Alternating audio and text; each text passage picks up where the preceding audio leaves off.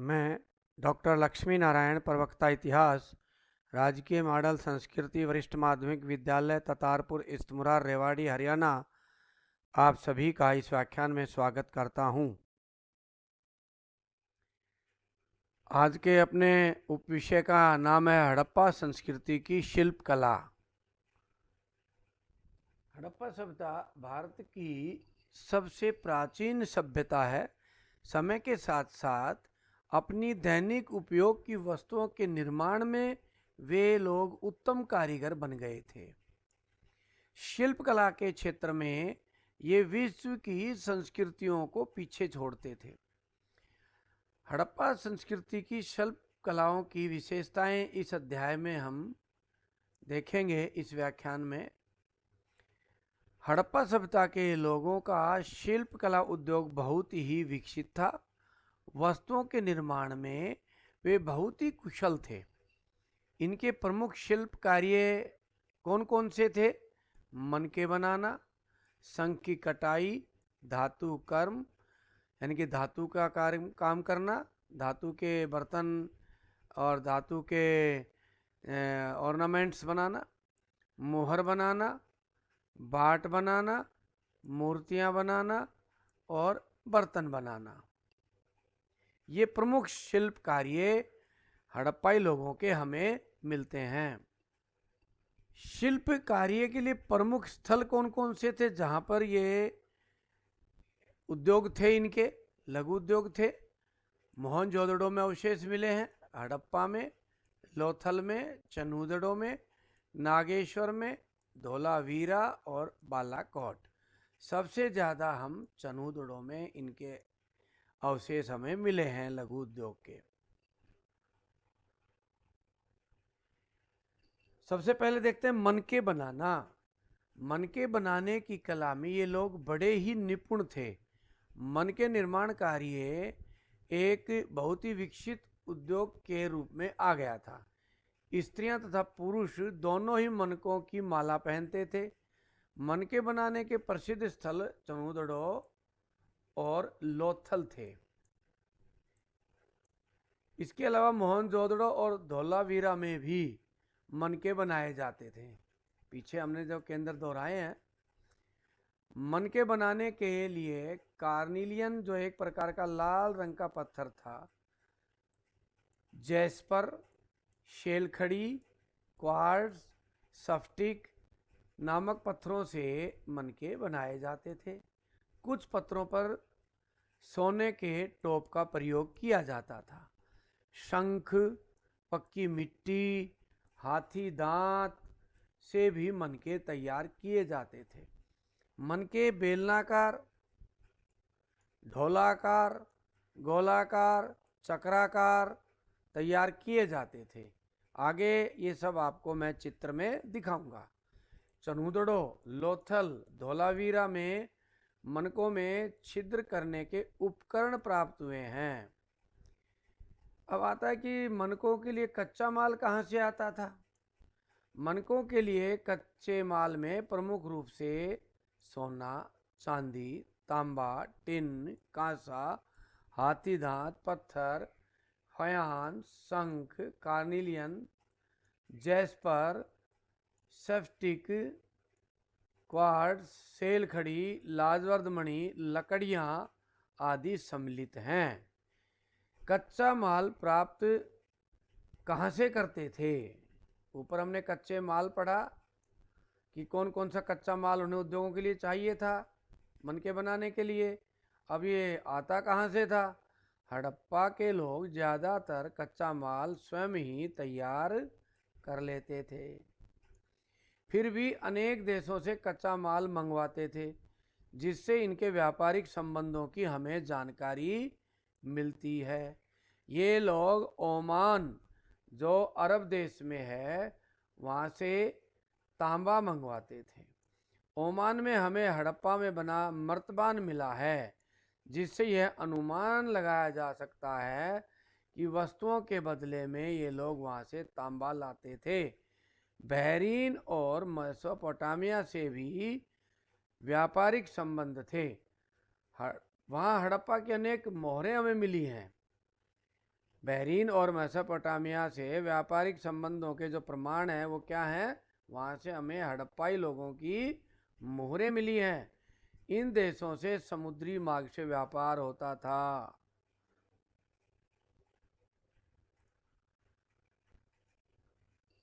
प्यारे विद्यार्थियों, अब मैप में इनके व्यापारिक संबंधों को समझते हैं। कहाँ कहाँ से इनका व्यापार कैसे समुद्री रास्ते से होता था ये भी देखते हैं। स्थल मार्ग का भी प्रयोग करते होंगे व्यापार के लिए उस समय। पहले समुद्री मार्ग के व्यापार को देखते हैं।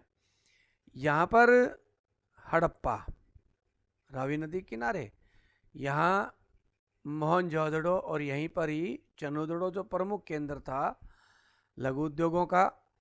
और ये लोथल, लोथल से हमें बंदरगाह के अवशेष भी मिले हैं।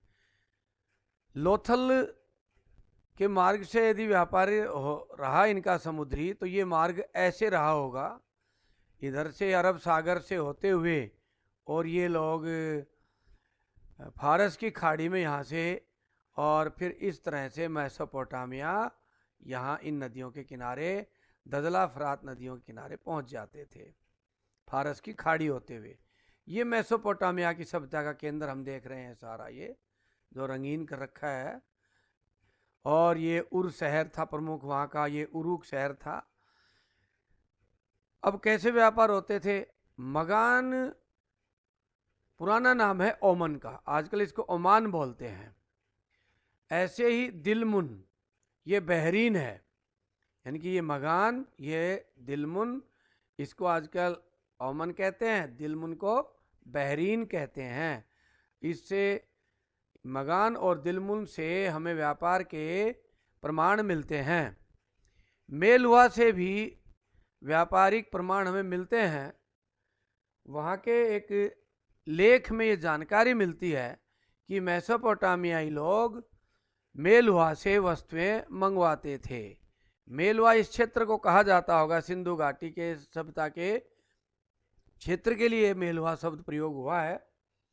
यहाँ से ये मेसोपोटामियाई लोग यहाँ से कार्निलियन, लाजवर्द मणि, तांबा, सोना तथा विभिन्न प्रकार की लकड़ियाँ मंगवाते थे। तो कोई ना कोई समुद्री मार्ग यहाँ से भी रहा होगा इस तरह से, और स्थल के मार्ग से वो ऐसे इस तरह पहुँचते होंगे। तो स्थल के मार्ग से और जल के मार्ग से इनका व्यापार इन लोगों से इस प्रकार होता है। अब आभूषणों को देखते हैं। हड़प्पा संस्कृति के आभूषण देखिए, ये अलग अलग पत्थरों से, हाथी दांत से, तांबे से, सोने से, चांदी से बने हुए आभूषण हैं। देखो ये कुछ आभूषण रखे हुए हैं अलग से। ये माला में पिरोकर एक डिज़ाइन बनाने का प्रयास भी किया है। जो चीज़ें मिली हैं यहाँ, ये डिज़ाइन बनाने का प्रयास किया है इस तरह से ये। और ये वस्तुएं देखो, ये बेलनाकार, ठीक है, ये ढोलाकार वस्तुएं भी यहाँ से मिली हैं। ये मणिये तुम देख रहे हो इसमें। और ये देखिए आप लोग विभिन्न प्रकार के इसमें आभूषणों के अवशेष देख रहे हैं। ऐसे ही यहाँ देखिए, ये पत्थर और अनेक प्रकार की चीज़ें वहाँ मिली हैं। आगे और देखते हैं। ये देखिए कितना सुंदर आभूषण इकट्ठा करके तैयार किया गया है। ये भी तैयार किए गए हैं उस समय के। ये देखो पत्थर हैं, लाल पत्थर है, अन्य प्रकार के पत्थरों से बना हुआ ये डिजाइन है। इसी तरह से ये भी देखिए विभिन्न प्रकार के पत्थरों से और विभिन्न प्रकार की धातुओं से तैयार ये आभूषण है। मूर्ति निर्माण कला के बारे में जानते हैं। हड़प्पा के अनेक केंद्रों से पत्थर, मिट्टी व कांसे की अनेक मूर्तियां मिली हैं। ये लोग मूर्ति कला में बड़े संपन्न थे और बड़े ही सुंदर ढंग की मूर्तियां बनाते थे। पत्थर की मूर्तियां, यहाँ से मिलने वाली वस्तुओं में सबसे अधिक महत्वपूर्ण पत्थर से बनी मूर्तियां हैं। इनमें सबसे विलक्षण हड़प्पा से मिलने वाली लाल पालिश की हुई पत्थर की मूर्ति है। यह एक पुरुष की है जिसके हाथ पैर नहीं है, सिर्फ धड़ है। इस मूर्ति का सिर और बाहें अलग अलग बनाए गए थे और बाद में उनको जोड़ा गया था, ऐसा उस मूर्ति से नजर आता है। एक और मूर्ति मोहनजोदड़ो से मिली है। इस मूर्ति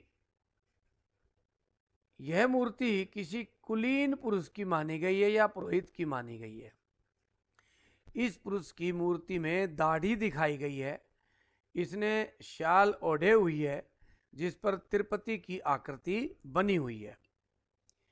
धातु की मूर्तियां भी मिली हैं। हड़प्पा के लोग अलास्ट वैक्स विधि से कांसे को ढालने की कला जानते थे। कांसे की बनी हुई एक नाचने वाली लड़की की मूर्ति बड़ी ही सुंदर है। इसका शरीर पतला, टांगे लंबी, आंखें बड़ी बड़ी हैं। इसने बालों का बड़ा ही सुंदर जूड़ा बनाया हुआ है। उसने गले में एक हार और हाथों में बाहों में चूड़ियां पहनी हुई है। वह अपनी कमर पर हाथ रखकर नाचने की मुद्रा में खड़ी है। इसकी बाई टांग आगे की ओर है जो नाचने की मुद्रा बनाती है। ये देखते हैं दोनों चित्र जिनकी हमने चर्चा की अभी। पुरोहित राजा के पत्थर की बनी हुई मूर्ति, या तो राजा था या पुरोहित था। ये इसने शाल ओढ़ा हुआ, एक साइड की बाजू से नीचे चला गया। ये दाढ़ी इसके है। इस तरह हम देखते हैं। ऐसे ही ये नर्तकी की मूर्ति है जिसको अभी हमने पढ़ा, धातु की बनी हुई है। देखो इसने यहाँ तक चूड़ियाँ पहनी हुई है। आज भी बहुत सी महिलाएं राजस्थान में ऐसी चूड़ियाँ पहनती हैं और नाचने की मुद्रा में ये महिला खड़ी है। तो नर्तकी की मूर्ति ये मानी गई है। मिट्टी की भी अनेक मूर्तियां हमें मिली हैं। मोहनजोदड़ो से मिट्टी की बनी हुई एक स्त्री की मूर्ति मिली है जिसको मातृ देवी की मूर्ति माना गया है। इसका छेद किया हुआ नाक, कमर पर गहनों की पट्टी बहुत ही आकर्षक है। नाभि में एक पौधा उगा हुआ है। एक कुबड़ वाले बैल की मूर्ति मिली है। इसके गले में रस्सी बंधी हुई है। गर्दन दाईं ओर मुड़ी हुई है। मिट्टी के अनेक छकड़े अर्थात बैलगाड़ियाँ मिली है जिनके पहिए भी मिट्टी के बने हैं। तो कुछ मूर्तियाँ देखते हैं। पहले इनको देखते हैं। ये महिलाओं की मूर्तियाँ हैं, कितनी बढ़िया बनाई हुई हैं। विभिन्न प्रकार के डिजाइन में है महिलाओं की मूर्तियाँ। ऐसे ही इस मूर्ति को ध्यान से देखो विद्यार्थियों। ये बीच में एक महिला है। ये महिला है, दोनों तरफ शेर हैं। तो इसको हम मान सकते हैं कि उस समय ये दुर्गा का रूप इस प्रकार का रहा होगा।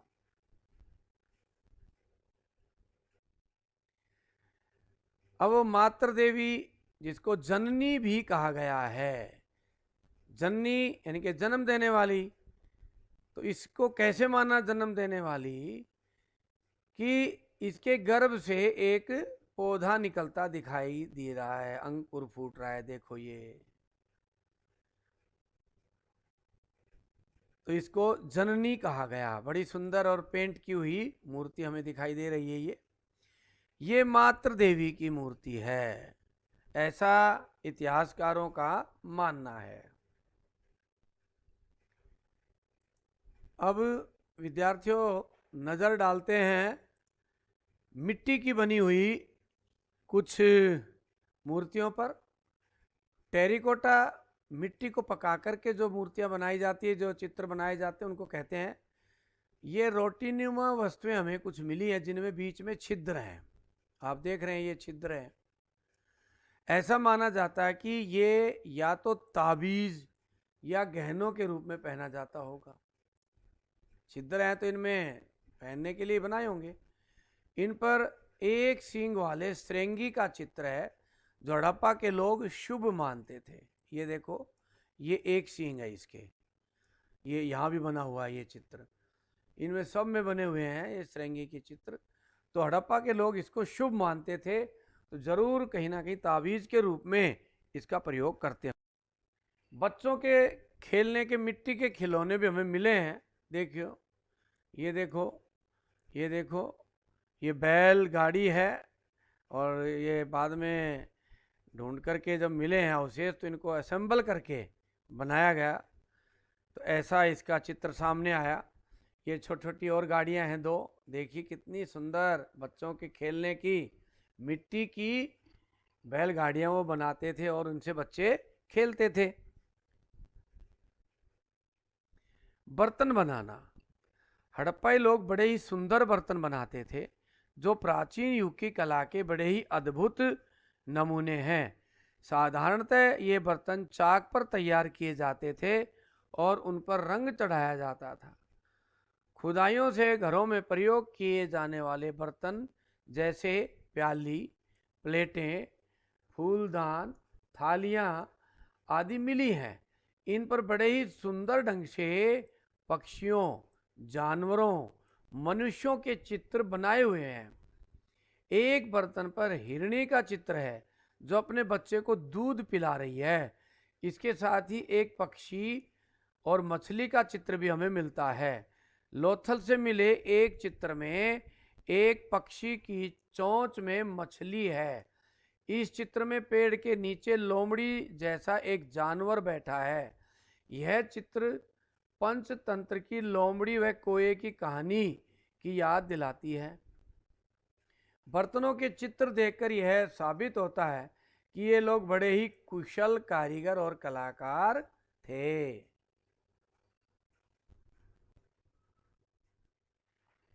अब बर्तन देखते हैं, दैनिक उपयोग के मिट्टी के बर्तन। देखो ये अनाज डालने के लिए बड़े बड़े मटके होंगे उस समय, पानी और अनाज।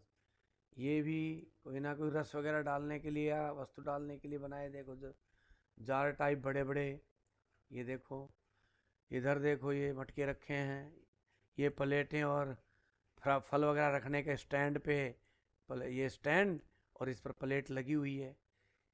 कितने मॉडर्न थे। एक स्टैंड, ये देखो इसके नीचे ये स्टैंड है, ऊपर ये वस्तु रखने की जगह है। ऐसे देखते हैं कितने सुंदर डिजाइनदार बर्तन ये दैनिक उपयोग के बनाते थे। मृद भांड यानी कि मटके देखते हैं इनके। देखो ये कौवा है, बना हुआ है चित्र। ये देखो बाज वगैरह टाइप ये चित्र बना हुआ है। ये पीपल का पत्ता बना हुआ है। ऐसे ही ये देखो ये किस प्रकार के जानवर बने हुए हैं मटके पर, ये बने हुए हैं। देखो बड़े सुंदर डिजाइन के मटके बनाते थे। मोहरें, अब मोहरों पर नजर डालते हैं। हड़प्पा से मिलने वाली मोहरें अर्थात मुद्राएं बड़ी ही विचित्र और भ्रमकारी हैं। इनके भ्रम भी पैदा होता कि थी क्या। खुदाई में भिन्न भिन्न आकृति वाली 2000 के लगभग हमें मोहरें मिलती हैं। ये चीनी मिट्टी, हाथी दांत और चूने की बनी हुई है। इनमें कुछ पर मनुष्यों, जानवरों और पक्षियों के चित्र अंकित हैं। इन पर चित्रलिपि में संक्षिप्त लेख भी लिखे गए हैं। सभी मोहरों पर चमकदार व चिकनी पॉलिश की हुई है। कुछ महत्वपूर्ण मोहरें मिली हैं जो इतिहास को जोड़ने का काम करती हैं। जैसे एक मोहर पशुपति की मिली है, इस पर एक देवता की मूर्ति बनी है। इसके चारों तरफ अनेक पशु खड़े हैं। यह पशुपतिनाथ शिव की मूर्ति लगती है। इसी तरह अनेक कुबड़ वाले बैलों की भी मूर्तियां हमें मिली हैं। बैल आज भी भारतीय संस्कृति में पूजनीय हैं। एक सींग वाले काल्पनिक पशु की मोहरें भी मिली है जो पीछे हमने देखी, जो इसको वो शुभ मानते थे। व्यापारी लोग इन मोहरों को अपने माल पर ठप्पा अर्थात पहचान करने के लिए प्रयोग करते होंगे। ये देखिए एक सींग वाले श्रृंगी पशु की दोनों मूर्तियां हैं। ये एक ही सींग इसके सिर से निकला हुआ है। ये देखिए ये ऐसे ही देखो ये एक सींग, एक दो मुँहे हैं। ये एक इधर वाला और एक इधर वाला, एक सींग ये गया ऊपर इसका। विभिन्न चित्रों को दर्शाती मोहरें और देखते हैं। देखो हर मोहरे का उल्टा और सुल्टा यानी कि दोनों पक्ष रखे दिखाए गए हैं। देखो ये साथिया आज भी भारतीय संस्कृति में पूजा के समय हम बनाते हैं, पूजनीय है। ये भी मिले हैं हमें। ये बैल मिला है। ये बैल देखो, ये बैल के दोनों साइड दिखाई गई हैं। इनसे अनेक मोहरें बनती होंगी। ये संचे हैं। ये हाथी की मोहरें हैं दोनों साइड की। ऐसे ही ये श्रृंगी पशु की हैं, ये भी हैं श्रृंगी पशु की। इधर भी देख सकते हैं, देखो ये कितनी मोहरें हैं, दोनों रूप दिखाए गए हैं इन मोहरों के, यानी कि दोनों पक्ष दिखाए गए हैं। ये कुछ लिखी हुई मोहरें हैं दोनों, ये वो साथिया की मोहरें हैं। देखो कितना स्पष्ट साथिया इसमें हमें नजर आ रहा है, जो आज भी हम पूजा पर बनाते हैं। पशुपति नाथ शिव की मूर्ति देखते हैं, ध्यान से देखिए। ये योगी के रूप में बैठे हुए हैं भगवान शिव, इधर भी देख सकते हैं। इनमें अनेक पशु हैं, देखो इधर ये गेंडा है, गेंडा कैसे माना गया, ये ऐसे सींग है इसके, और एक पशु इसके नीचे ये भी है, ये हाथी है। इधर देखो ये हाथी है, ये इसका दूसरा पक्ष है। अनेक ये शेर का चित्र है, और नीचे हिरण दिखाए गए हैं, इसके नीचे तो बैठे हैं इनके नीचे, यानी कि हिंसक पशुओं से और हिरण जैसे की भी रक्षा भगवान शिव करते हैं, ये दर्शाने का प्रयास किया गया है। और योग मुद्रा में बैठे हैं भगवान शिव। तो योग मुद्रा और योग ये प्रमाण है कि भगवान शिव और योग बहुत प्राचीन काल से ही भारत में रहे हैं। और ये भगवान शिव की और भी एक मूर्ति ये देखते हैं हम, ये और कुछ लिखा हुआ है जो आज तक पढ़ा नहीं गया, ये ऊपर वाले क्षेत्र में, इस क्षेत्र में जो लिखा हुआ है ये नहीं पढ़ा गया है। और ये देखो एक सिंह वाले श्रृंगी पशु की, ये भी इसमें कुछ लिखा हुआ है, इसको शुभ माना गया है। ये चित्र भी शुभ माना गया है जिसके साथ खड़ा है, क्योंकि इसके साथ ये वाला हिस्सा हमेशा दिखाते रहे हैं, ये वाला, तो ये दोनों शुभ माने गए हैं। और चित्र देखते हैं, कुबड़ और बिना कुबड़ वाले बैल, जिनकी ये पूजा करते थे, और आज भी भारतीय समाज में बैल पूजनीय हैं। ये देखो ये बिना कुबड़ वाला बैल, ये कुबड़ वाला बैल। लिपि, हड़प्पा लोगों की लिपि का ज्ञान हमें केवल मोहरों से ही मिलता है, इसको अभी पढ़ा नहीं गया है। इसमें लगभग 375 से 400 के बीच चिन्ह मिले हैं। इस लिपि की विशेषताएं जानने का प्रयास करते हैं। यह ज़्यादातर ऐसा लगता है कि दाएं से बाएं लिखी गई है, यानी कि उर्दू की तरह, ऐसा अनुमान है, क्योंकि कुछ मोहरों पर दाईं ओर चौड़ा अंतराल है। तो ये अनुमान है कि अंतराल तभी छूटता है जब ऐसे लिखा जाता है। बाईं ओर संकुचित अंतराल है, जैसे लिखने वाले ने दाईं ओर से लिखना शुरू किया और बाईं ओर लिखते लिखते स्थान कम पड़ गया। कुछ जगह बाएं से दाएं लिखी हुई भी नजर आती हैं। सबसे लंबे अभिलेख में 26 चिन्ह हमें मिले हैं। कुछ विद्वान इस संस्कृति लिपि का आरंभिक रूप भी मानते हैं। यह वर्णमाली लिपि नजर आती है, चित्रलिपि भी है और वर्णमाला भी है, अनेक चित्र भी मिलते हैं। देखो ये वर्ण लगते हैं, अनेक चित्र भी हैं। ये देखो ये वो साथिया चित्र है। ये इस तरह से चित्रलिपि भी और वर्णलिपि भी है, तो इसको आज तक पढ़ा नहीं जा सका है। हड़प्पा लिपि जो खुदाई में मिली है वो इस तरह की है, वो तो हमने डिजाइन देखा था तैयार किया हुआ, ये ओरिजिनल है। देखिए अब ये भी एक अक्षर है, ये भी है, ये मछली का सा चित्र बना हुआ है। अनेक ये लिपियां हमें मिली हैं। बाट बनाना, यानी कि तौल का क्या आधार था। हड़प्पा के लोग तौल के लिए बाट बनाते थे। छोटे व बड़े दोनों प्रकार के बाट हमें मिले हैं। कुछ बाट तो इतने बड़े मिले हैं उनको रस्सियों की मदद से उठाया जाता होगा।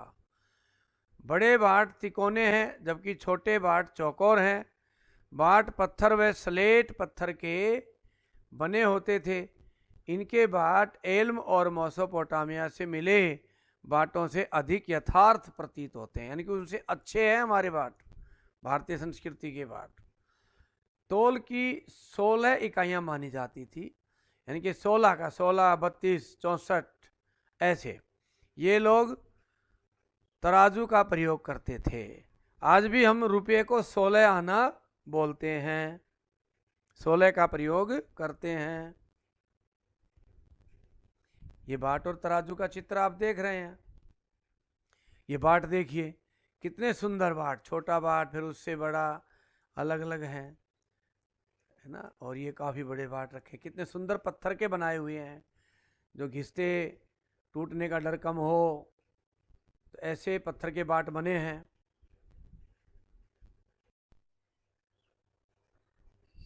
प्यारे विद्यार्थियों, इस व्याख्यान से संबंधित अभ्यास के प्रश्न देखते हैं। हड़प्पा संस्कृति की मूर्ति कला का वर्णन करें।